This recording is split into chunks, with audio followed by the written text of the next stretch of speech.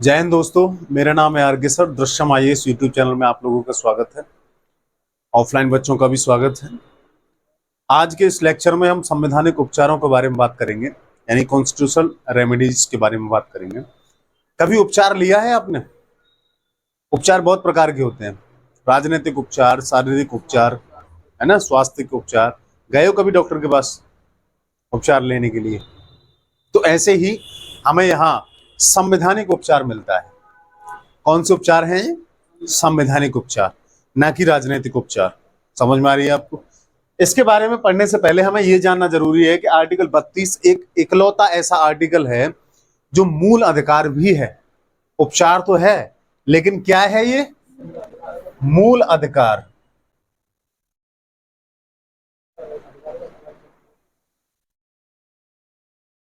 मूल अधिकार के साथ साथ ये क्या करता है? मूल अधिकारों का संरक्षण भी करता है।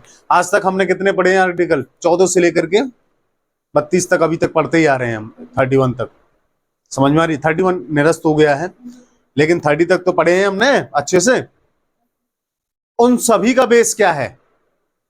आपको पता है चाइना में हमारे यहाँ जितने मूल अधिकार हैं उससे 3 गुने चाइना में जो है मूल अधिकार पाए जाते हैं, लेकिन वहां एक चीज नहीं पाई जाती,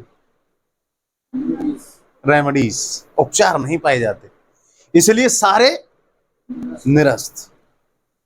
क्या फायदा है ऐसे लोग, ऐसे उपचार से? अच्छा एक चीज बताइए, बाइक ज्यादा इंपोर्टेंट है या पेट्रोल? दोनों ही इंपोर्टेंट है, लेकिन जब पेट्रोल ही नहीं होगा तो चलाओगे कहां से? मैंने पहले ही बोल दिया था, दोनों ही इंपोर्टेंट है। लेकिन सबसे ज्यादा, इसीलिए तो डॉक्टर अंबेडकर ने क्या कहा था इनको, ये संविधान की आत्मा है। ये लिखवाने का शब्द नहीं है, याद रखने का शब्द है। अच्छा ये क्वेश्चन बन जाए, प्री में क्वेश्चन बन के आ जाए कि हृदय और आत्मा किस सब्जेक्ट, किसको कहते हैं संविधान में, और इसमें अंबेडकर का नाम ना हो, तो किसको टिक करोगे आप? मूल अधिकार और नीति के निर्देशक तत्वों को। समझ में आ रही है? लेकिन अगर अंबेडकर का नाम आ जाए तो मूल अधिकार। समझ में आ रही है? अच्छा, ये किस लिए कार्य करते हैं? ये किस लिए कार्य करते हैं? ये अन्य मूल अधिकारों की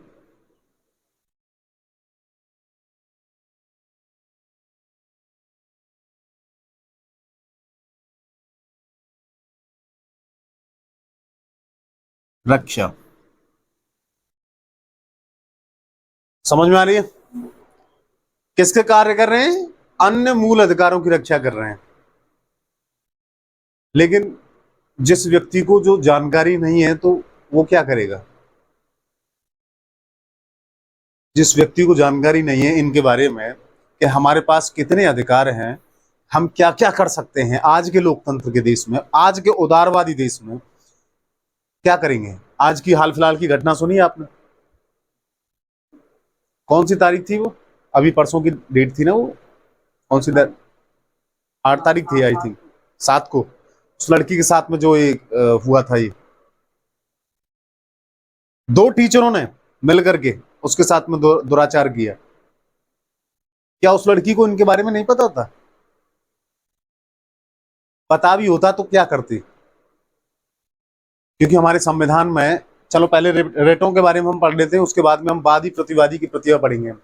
उसमें क्या है क्या नहीं है आपको फिर समझ में आ जाएगा कि इनको पढ़ने से फायदे क्या है और नुकसान क्या है। समझ में आ रही? नुकसान तो खैर होते ही नहीं है किसी भी चीज की हमारे भारतीय संविधान में। और जो न्यायपालिका है उसने बहुत ज्यादा सुधार किया, कर लिया है अपने आप में 1980 के दशक के बाद में। ठीक है, तो सबसे पहले हम पढ़ेंगे बंदी प्रत्यक्षीकरण। समझ में आ रही है? Habeas corpus.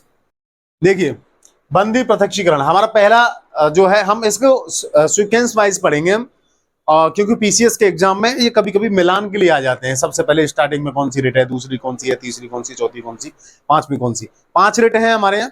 आर्टिकल 32 में हम आर्टिकल 32 पढ़ रहे हैं, 226 नहीं पढ़ रहे हैं, ध्यान देना यहाँ पे। 226 किसकी है? हाई कोर्ट की। ठीक है, 3 प्रकार की होती है। देखिए सबसे पहले एक एक चीज बताऊं आपको, न्यायपालिका के कितने प्रकार की होती है? ये कौन सी है? District court. समझ में आ रही है? दूसरा कौन सा है इसके ऊपर? High court. इसके ऊपर कौन बैठा है? सुप्रीम कोर्ट, उच्चतम न्यायालय। समझ में आ रही है?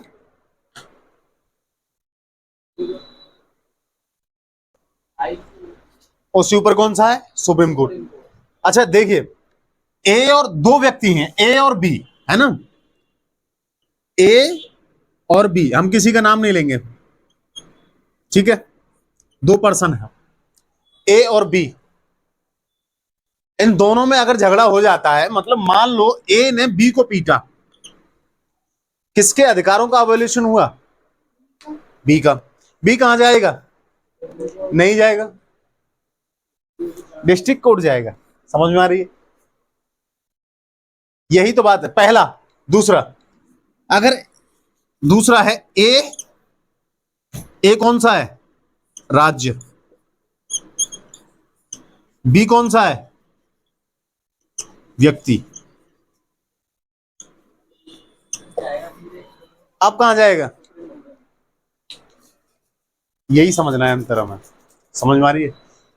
तुम्हारे जितने भी आईपीसी, सीआरपीसी, 1973 की सीआरपीसी और 1860 की आईपीसी, जितने भी धाराएं हैं, जितने भी कानून हैं, वो सारे के सारे स्टार्टिंग कहां से होती है? डिस्ट्रिक्ट कोर्ट से। या ज्यादा से ज्यादा कहां चले जाएंगे? हाई कोर्ट में। सुप्रीम कोर्ट डायरेक्ट नहीं जा सकती। सुप्रीम कोर्ट डायरेक्ट कौन ले जाता है? हमारा आर्टिकल 32 नंबर की बस। समझ में आ रही? तो सबसे पहला हमारा क्या है? बंदी प्रत्यक्षीकरण, हैबियस कॉर्पस। इसे इंग्लिश में भी याद रखना, हैबियस कॉर्पस। देवनागरी लिपि में ये कभी कभी पूछने के लिए आ जाती है, हैबियस कॉर्पस क्या है। समझ में आ रही है? यूपीएससी के क्वेश्चंस में इसका मतलब देखो, ये एक लेटिन शब्द है, बड़े ऐसे ऐसे शब्द लिए गए हैं हमारे भारतीय संविधान में, इसलिए बोलते हैं इंडियन कॉन्स्टिट्यूशन लॉयरेस्ट पैराडाइज। समझ में आ रही? वकीलों का स्वर्ग है हमारा भारतीय संविधान। हमारे समझ में नहीं आएगा, छोटी छोटी उस बच्ची के समझ में क्या आता जब हमारे समझ में नहीं आ रहा है, तुम्हारे समझ में नहीं आ रहा है। ऐसे ऐसे शब्द डाल दिए गए हैं भारतीय संविधान, आप सुप्रीम कोर्ट जाकर के देखिए, पता चल जाएगा आपको, लेने के देने पड़ जाएंगे आपको, कैसे कैसे भाषा और कैसे कैसे शब्द एक ही शब्द में। आर्टिकल 21 में एक निर्णय आया था, कौन सा? आर्टिकल 21 में क्या है? पढ़ा चुका हूं मैं आपको। आर्टिकल 21 में क्या बताया था मैंने? दैहिक स्वतंत्रता, पर्सनल लिबर्टी। पर्सनल लिबर्टी 650 पेजों में केसेस आए थे, सुप्रीम कोर्ट का निर्णय था पर्सनल लिबर्टी के ऊपर। कौन पढ़ेगा उसे? वकील। समझ में आ रही है? कौन पढ़ेगा उसे? हम पढ़ रहे हैं उसे? नहीं, समझ में किसके आएगा फिर? लेकिन फिर भी हमको पढ़ना चाहिए। हम सरल भाषा में और सरल भाषा में और ज्यादा तोड़ करके बता रहे हैं हम यहाँ पे। हैबियस कॉर्पस, हैबियस कॉर्पस का मतलब क्या होता है? टू हैव ऑन बॉडी, यानी कि शरीर। हमारा शरीर किसने कब्जा किया है? हमारे शरीर पर किसने छुपाया हमारा शरीर? दो तरीके से हो सकते हैं, या तो राज्य। राज्य कौन हो सकता है? पुलिस। राज्य का प्रत्यक्ष रूप क्यों है? पुलिस, राज्य ने। दूसरा, मकान मालिक। कोई मालिक हो सकता है, किसी का कमरे में बंद कर रखा है। एक और बात बताऊं, नई जानकारी आपको, महिलाओं की अगर शादी हो जाती है और उसका पति है, उसके परिवार वाले घरेलू हिंसा के तहत अगर पत्नी को या किसी भी बच्चे को या किसी भी लड़की या लड़के को, किसी भी इंसान को अगर कमरे में बंद रखते हैं, वो क्या कर सकता है? डायरेक्ट सुप्रीम कोर्ट में रिट जारी कर सकता है, अपने थ्रू नहीं, किसी और के थ्रू, क्योंकि खुद तो बंद है ना, वो कैसे जा पाएगा? समझ में आ रही है आपको? यहां तक समझ में आ रही है? दूसरा, ये इसमें दो चीजें हैं।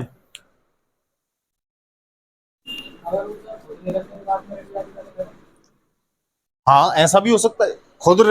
अब तो वो निकल गया ना वो। इसको क्या कहते हैं? देखिए, ये क्या कहता है? शरीर को वापस लाइए, बंदी को प्रत्यक्ष लेके आइए, हमारे सामने लेके आइए ना। इसीलिए तो 24 घंटे, आर्टिकल 22 मैंने क्या पढ़ाया था आपको? 24 घंटे में डीएम मजिस्ट्रेट के साथ, डीएम नहीं, जुडिशियल मजिस्ट्रेट, हर जिले में जुडिशियल मजिस्ट्रेट होता है एक। अब जुडिशियल मजिस्ट्रेट के सामने एक व्यक्ति को लेके आएगा, मेरे सामने प्रस्तुत कीजिए, कोई अगर शरीर किसी का बंद है, शरीर मतलब खुद शरीर ही तो होता है हमारा। एक गोपालन का किसको बंद किया था? शरीर तो बंद किया था। आर्टिकल 21 में क्या पढ़ाया था मैंने आपको? एक गोपालनवाद में क्या कौन कौन बंद था? शरीर बंद था। एडीएम जबलपुर केस में क्या पढ़ाया था? 1975 इंदिरा गांधी ने क्या कर दिया था? शरीरों को बंद कर दिया था। लेकिन उस वक्त परिभाषा कुछ और थी और आज परिभाषा कुछ और, क्योंकि आज का दौर कुछ अलग है। लेकिन हमें उस वक्त की परिभाषाएं भी पढ़नी है, समझ में आ रही? क्योंकि हमें मेंस का आंसर लिखना है। अभी तो हम प्री के बारे में देख रहे हैं, ठीक है। दूसरा, किसको बुला सकता है ये? जो अवैध रूप से बंदी बनाया गया हो। दो लोगों को नहीं बना सकता। पहला कौन सा लिखिए? पहला नहीं, नहीं, दो लोगों को नहीं लेके आ सकता ये।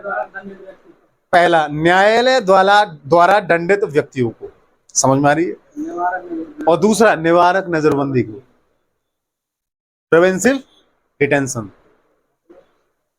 निवारक नजरबंदी इनको नहीं लेके आ सकता।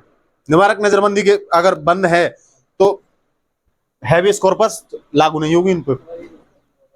और दूसरा, न्यायालय ने उसे दंडित किया है तब जाकर के जेल में बंद है वो, उसको ये हैबियस कॉर्पस नहीं मिलेगी। दूसरा कौन सा है? मैंडमस, परमादेश।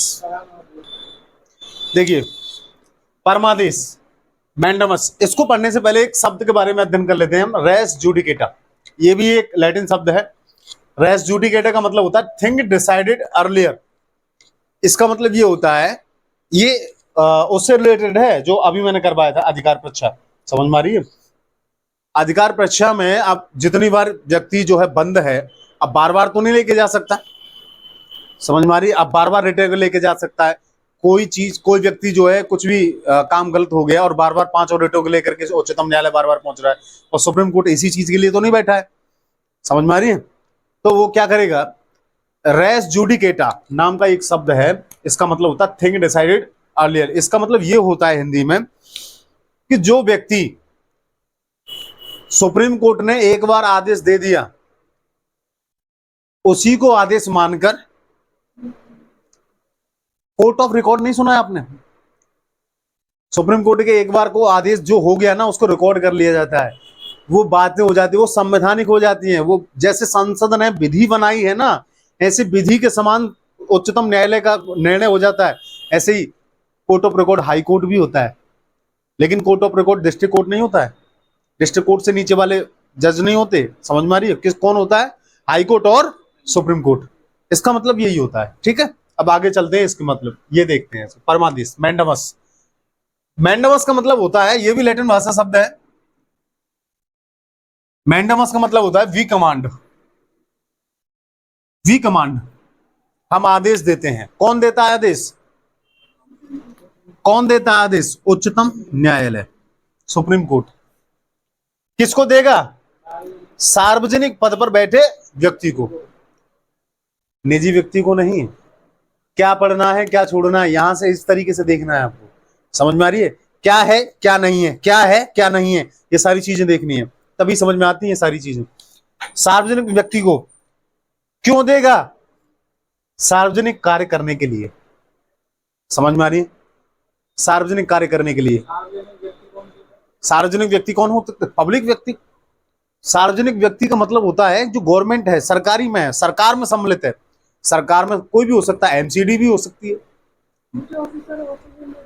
जितने भी ऑफिसर्स आते हैं, पुलिस हो सकती है, कोई भी हो सकता है, जितने भी राज्य के पदाधिकारी हैं सब सार्वजनिक व्यक्ति हैं, समझ में आ रही है?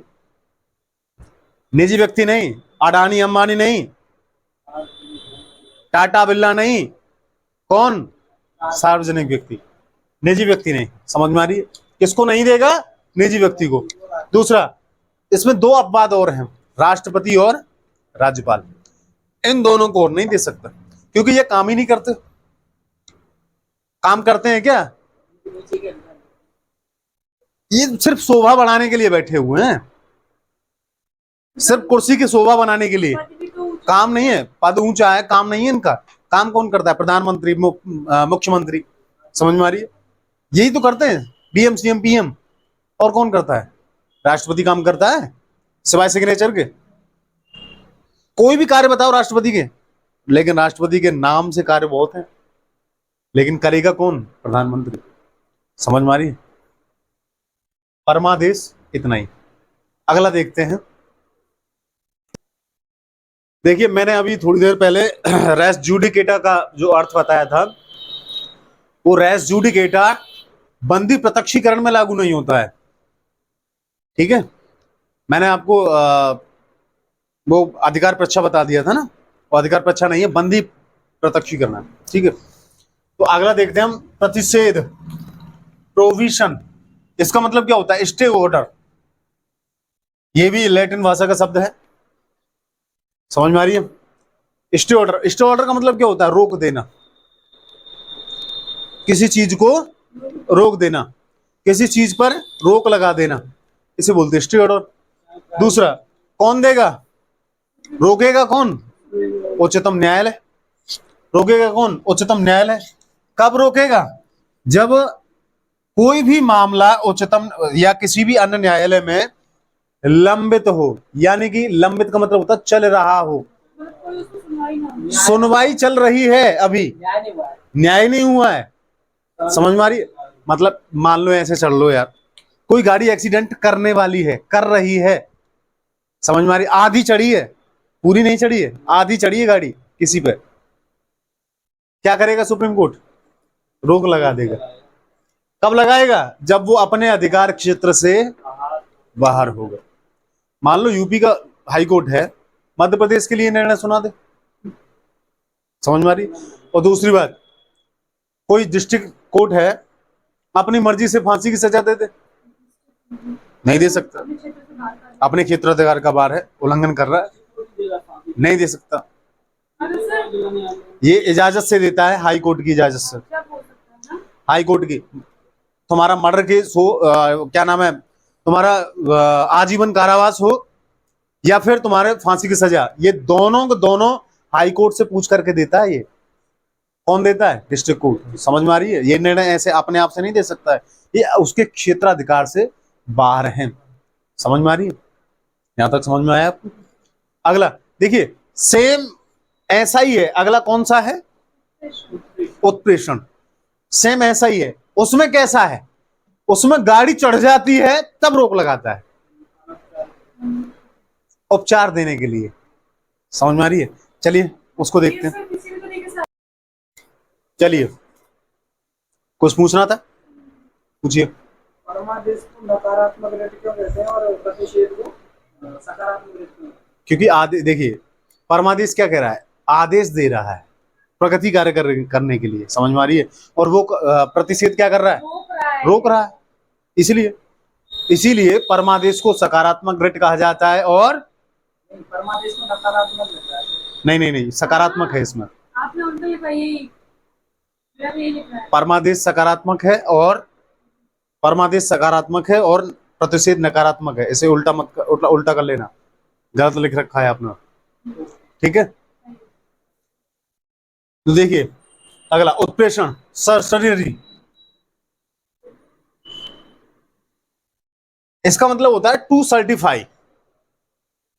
सरसरी का ये भी लैटिन भाषा शब्द है। कितना कहां से लेके आते हैं ये, कौन समझेगा इनको? आम आदमी समझेगा, आम आदमी समझेगा इसको। इसीलिए तो कहते हैं लोरेस्ट पैराडाइज, वकीलों को स्वर्ग। वकील ही समझ सकता है इस चीज को। ऐसे ऐसे शब्दों को लेके आते हैं, आम आदमी कौन समझेगा? समझ में आ रही है आपको? इसका मतलब क्या होता है? To certify. इसे इजी करने के लिए हमने बनाया ये टू सर्टिफाई। किसको? प्रमाणित करना। सीधे ही लिख देते प्रमाणित करना, टू सर्टिफाई। ये सरसरी लिखना जरूरी है? प्रमाणित करने का क्या, कौन करेगा प्रमाणित? उच्चतम न्यायालय। किसको और क्यों करेगा? अधीनस्थ न्यायालय ने उचित प्रक्रिया का पालन किया है या नहीं। समझ में आ रही है? अधीनस्थ न्यायालय ने उचित प्रक्रिया अंडरलाइन, प्रोसीजर, उचित प्रोसीजर का पालन किया है कि नहीं। अब बिना सुनवाई के किसी को फांसी दे देना, ये तो उचित प्रक्रिया नहीं हो सकती। समझ में आ रही है? पूरा मामला चलना चाहिए, समझ में आ रही है, प्रोसीजर पूरी होनी चाहिए, है ना, दोनों पक्षों की वादी प्रतिवादी की प्रक्रिया होनी चाहिए, तब जाकर के प्रोसीजर पूरा होता है उसमें। दूसरा, अपने क्षेत्राधिकार से बाहर जाकर के निर्णय देना। दूसरा, मैंने अभी करवाया था, कौन सा करवाया था, मैंने अभी रेट करवाई थी, कौन सी करवाई थी, उससे मैच हो रही है कि नहीं, प्रतिशत करवाई थी कि नहीं, उसी से मैच हो रही है कि नहीं। लेकिन इसमें एक चीज है, कब देगा, जब अधीनस्थ न्यायालय ने निर्णय दे दिया हो, उसमें मामला लंबित था, यानी कि इसमें गाड़ी चढ़ चुकी है और उसमें गाड़ी चढ़ने वाली थी, आधी चढ़ी थी, रोक दिया था, लेकिन इसमें अब चढ़ी चुकी है, अब आदमी मर चुका है, तो क्या करेंगे, उसके हाथ पैर टूट गए तो क्या करेंगे, तो उपचार तो होगा कि नहीं, उपचार में क्या क्या आएगा, उपचार में क्या क्या हो सकता है। इस न्यायालय ने जो डिसीजन दिया है, इसको रद्द कर सकते हैं,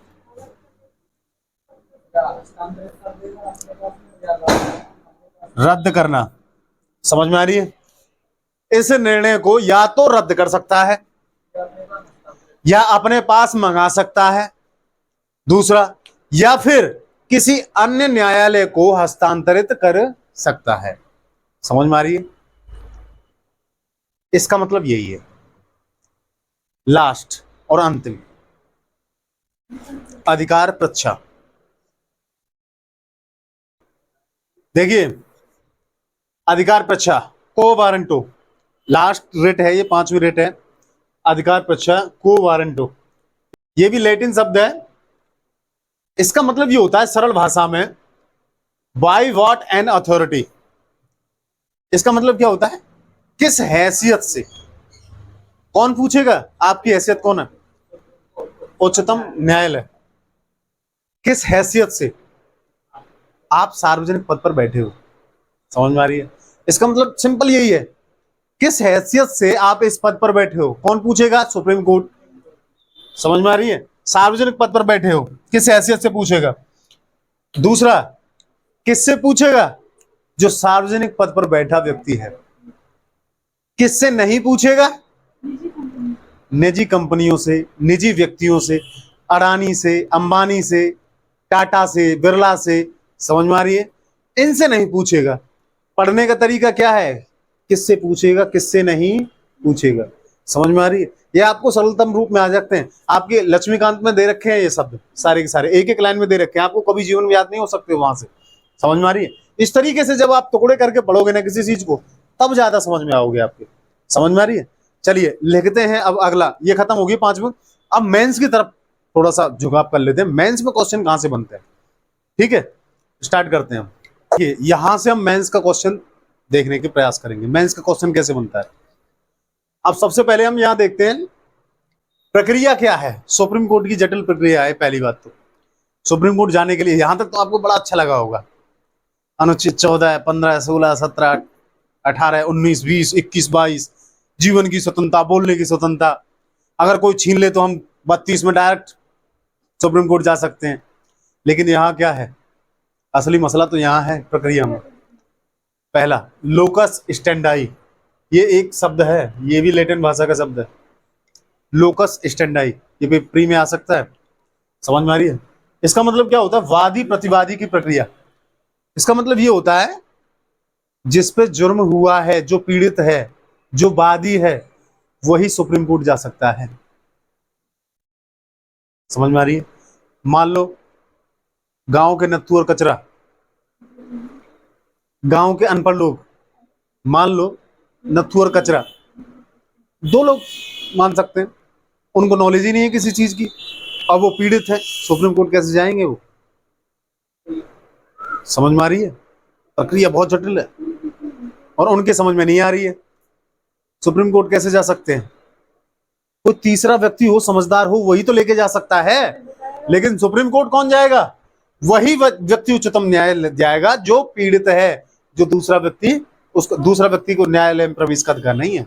लेके जा सकता है पेशेंट को, लेके जाती नर्स ऐसे? बिल्कुल नहीं।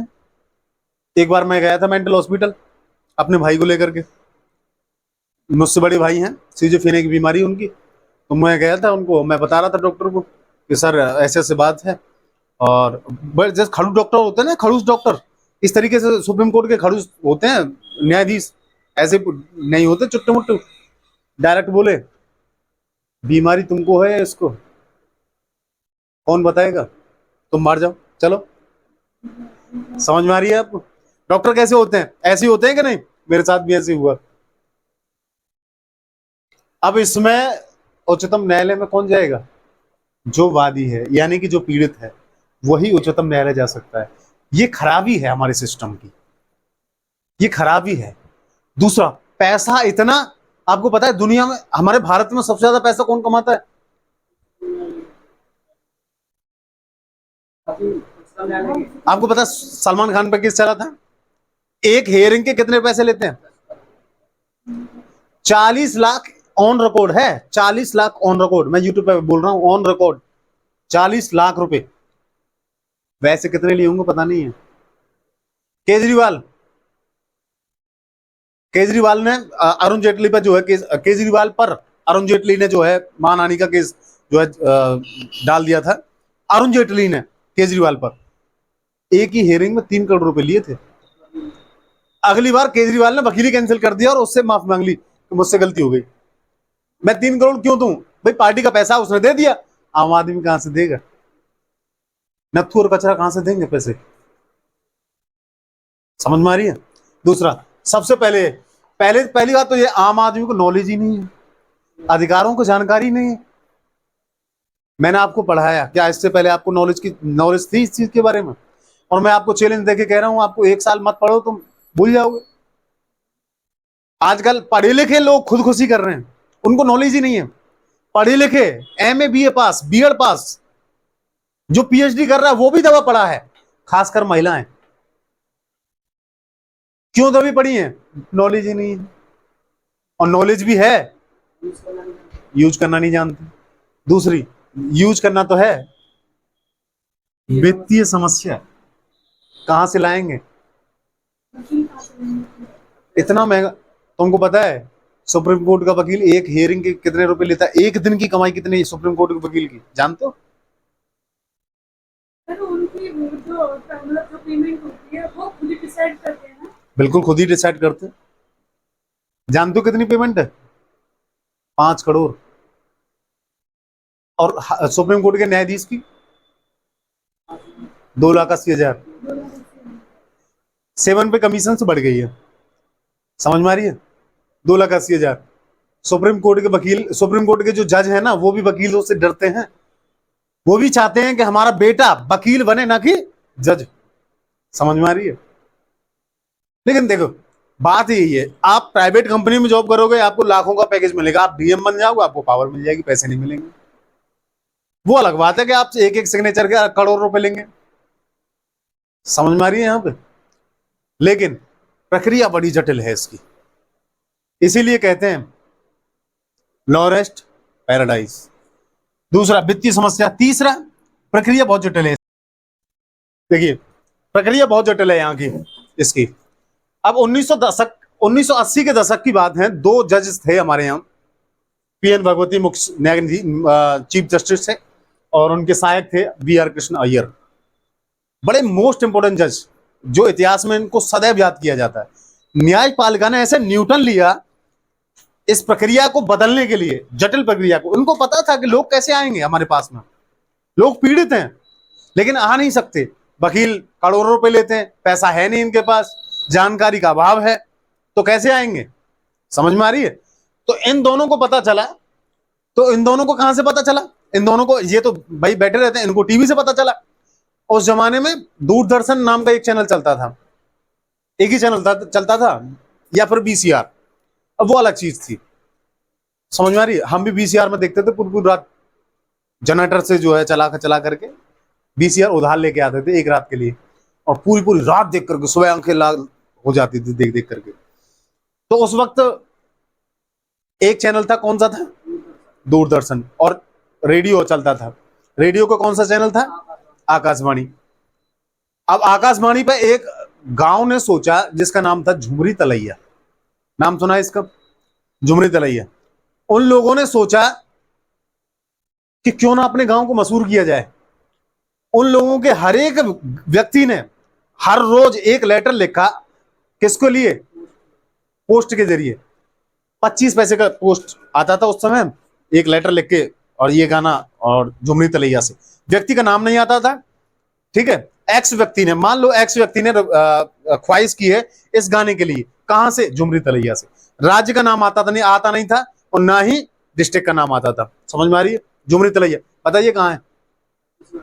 छत्तीसगढ़ में। आज हर एक बच्चा जानता है झुमरी तलैया कहाँ है, छत्तीसगढ़ में। पहले बिहार में आता था ये, पहले बिहार में आता था ये। समझ में आ रही है? अगर पूछा जाए ना क्वेश्चन 1980 के अनुसार झुमरी तलैया कहाँ था? बिहार में। लेकिन बाद में 2000 में अलग हो गए ना, 9 नवंबर 2000। तो अब झुमरी तलैया से हो गया। अब इन्होंने सोचा क्यों ना, लोगों के पास 25 पैसा तो है, 1 रुपए तो है इनके पास, इसका मतलब हम अपनी प्रक्रिया को चेंज कर सकते हैं। समझ में आ रही है? प्रक्रिया कैसे चेंज की?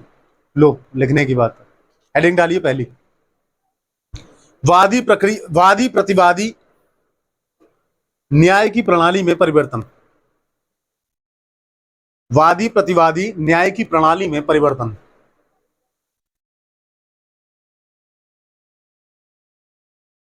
पहला पॉइंट, उच्चतम न्यायालय ने परंपरागत वादी प्रतिवादी न्याय की प्रक्रिया को, उच्चतम न्यायालय ने परंपरागत वादी प्रतिवादी न्याय की प्रक्रिया को परिवर्तित करते हुए पहली बार अंडरलाइन, पहली बार, इट नेवर हैपेंड बिफोर, पहली बार समूह के मूल अधिकार, अंडरलाइन, समूह के मूल अधिकारों की रक्षा के लिए किसी तीसरे व्यक्ति को भी उच्चतम न्यायालय में प्रवेश का अधिकार दे दिया। PIL, सॉरी, उसी का नाम क्या पड़ गया?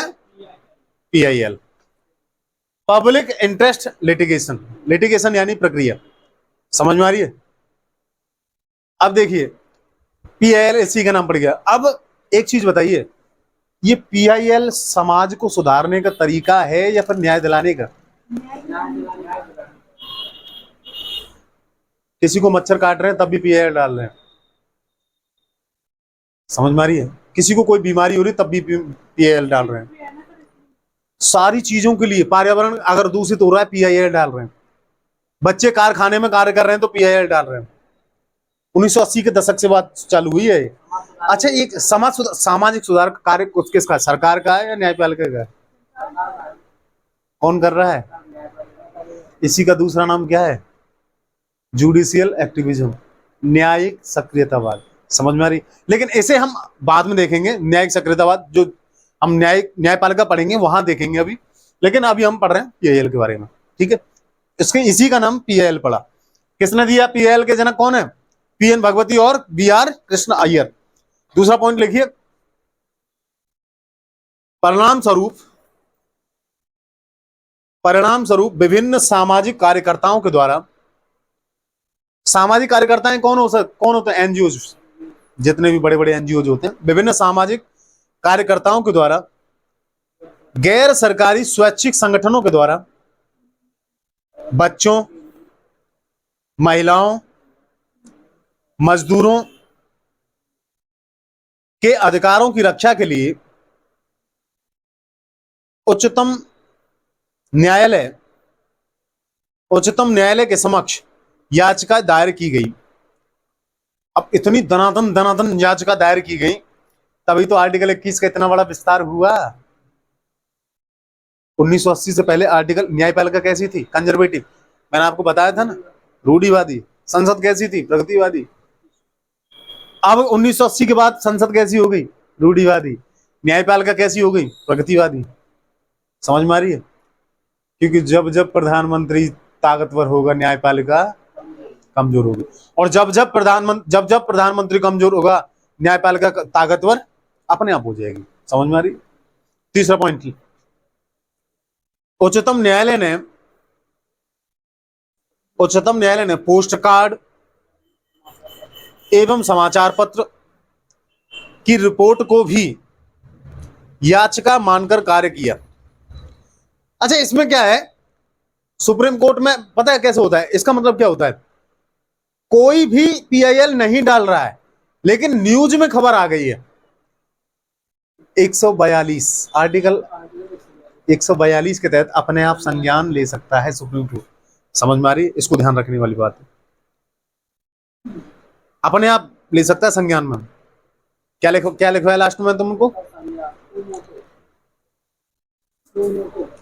उच्चतम न्यायालय ने स्वतः संज्ञान, इसे बोलते हैं सुमोटो, SUOMOTO TU सुमोटो से कार्रवाई करते हुए पीड़ित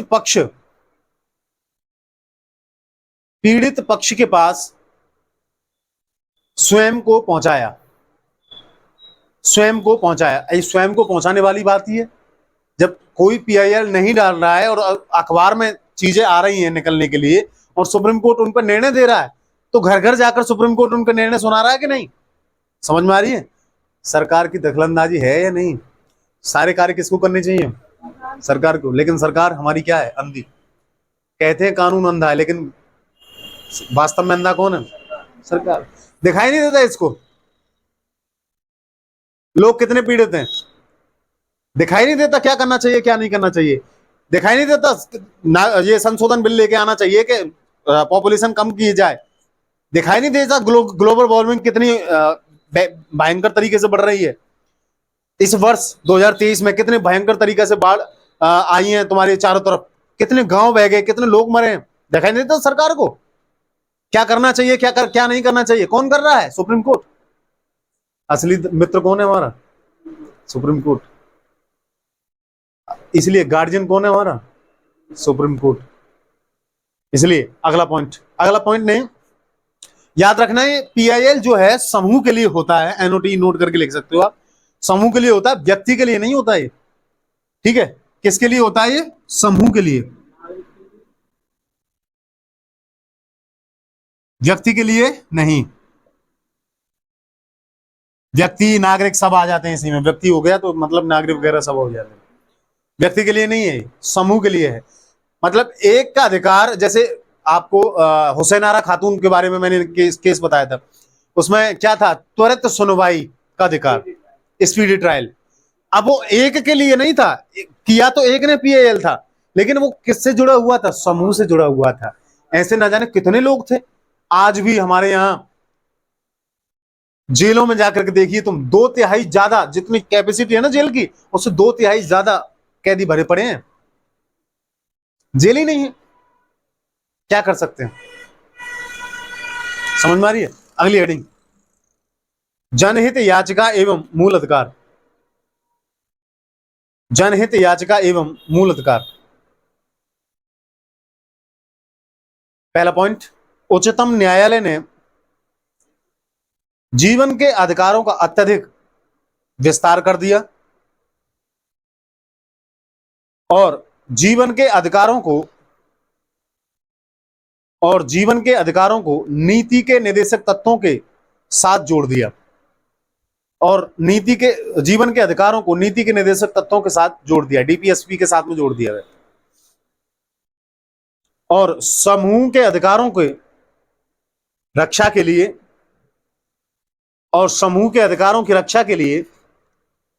राज्य को विभिन्न निर्देश भी दिए। दूसरा पॉइंट, जनहित याचिका का प्रयोग मूल अधिकारों की रक्षा के लिए किया गया। जनहित याचिका का प्रयोग मूल अधिकारों की रक्षा के लिए किया गया, परंतु वर्तमान में जनहित याचिकाओं का प्रयोग प्रत्येक क्षेत्रों में हो रहा है। परंतु वर्तमान में जनहित याचिकाओं का प्रयोग प्रत्येक क्षेत्रों में हो रहा है ऑप्शन ए भ्रष्टाचार के विरुद्ध, ऑप्शन बी सुशासन के लिए, ऑप्शन सी चुनाव सुधार के लिए, ऑप्शन डी पर्यावरण की रक्षा के लिए। अच्छा एक चीज बताइए, क्या है ये सारे काम जितने भी मैंने आपको लिखवाए हैं ऑप्शन डी तक, किसके कार्य हैं ये? कर कौन रहा है? न्यायपालिका है, शक्तिमान है? न्यायपालिका है, शक्तिमान है? मतलब हर काम यही करेगा, सरकार को खत्म कर देना चाहिए। इसे ही बोलते हैं क्या? जुडिशियल एक्टिविज्म, न्यायिक सक्रियता। इसलिए निष्कर्ष लिखिए। मूल अधिकारों के रक्षक के रूप में, मूल अधिकारों के रक्षक के रूप में उच्चतम न्यायालय द्वारा जनहित याचिकाओं का प्रयोग, जनहित याचिकाओं का प्रयोग किया गया, जिससे आम जनता को पहली बार अंडरलाइन, जिससे आम जनता को पहली बार उच्चतम न्यायालय में प्रवेश का अधिकार मिला, जिससे आम जनता को उच्चतम न्यायालय में प्रवेश का अधिकार पहली बार मिला। और उच्चतम न्यायालय विशिष्ट वर्गों का न्यायालय ना होकर, और उच्चतम न्यायालय विशिष्ट वर्गों का न्यायालय ना होकर जनसाधारण का न्यायालय, अंडरलाइन, बिल्कुल अंडरलाइन की पॉइंट है ये तुम्हारा, जनसाधारण का महत्वपूर्ण न्यायालय हो गया। और प्रक्रिया को ढीला करके, प्रोसीजर को ढीला करके, जो टाइट था ना, जटिल थी प्रक्रिया, उसको ढीला करके परिणाम को महत्वपूर्ण बनाया गया। अच्छा एक चीज बताइए, परिणाम ज्यादा महत्वपूर्ण है प्रक्रिया? परिणाम होना चाहिए ना, व्यक्ति को न्याय मिलना चाहिए ना। या फिर आप प्रोसीजर को लेके घूमोगे, नहीं आप इस पे सिग्नेचर करवाओ, आप सुप्रीम कोर्ट के जाके देखिए और एक रेट जारी करवा के देखिए, कम से कम 500 जगह आपको सिग्नेचर होंगे, 500 जगह। समझ में आ रही है? हालत खराब हो जाएगी आपको, कहां सिग्नेचर करने, कहां सिग्नेचर नहीं करने, कहां वकील हालत घुमा देगा तुमको, और तुम्हारी जेब से चवन्नी तक निकाल लेगा, वापस नहीं लौट पाओगे पैसे। समझ में आ रही है? इतनी जटिल प्रक्रिया है सुप्रीम कोर्ट की। लेकिन भला हुआ पीएन भगवती साहब का और कृष्ण अय्यर का, जो इन्होंने प्रक्रिया को कैसा बना दिया, जटिल। क्या बोला था मैं लास्ट में? ढीला करके, क्या बोला? परंतु अन्य प्रशासनिक क्षेत्रों में जनहित याचिकाओं के प्रयोग में से, परंतु अन्य प्रशासनिक क्षेत्रों में जनहित याचिकाओं के प्रयोग से न्यायपालिका और कार्यपालिका के बीच विवाद भी उत्पन्न हो रहे हैं। अब ये विवाद जो उत्पन्न हो रहे हैं उसे हम न्यायपालिका में पढ़ेंगे। इसे बोलते हैं जुडिशियल एक्टिविज्म, न्यायिक सक्रियतावाद। समझ में आ रही है? आज के लिए इतना ही।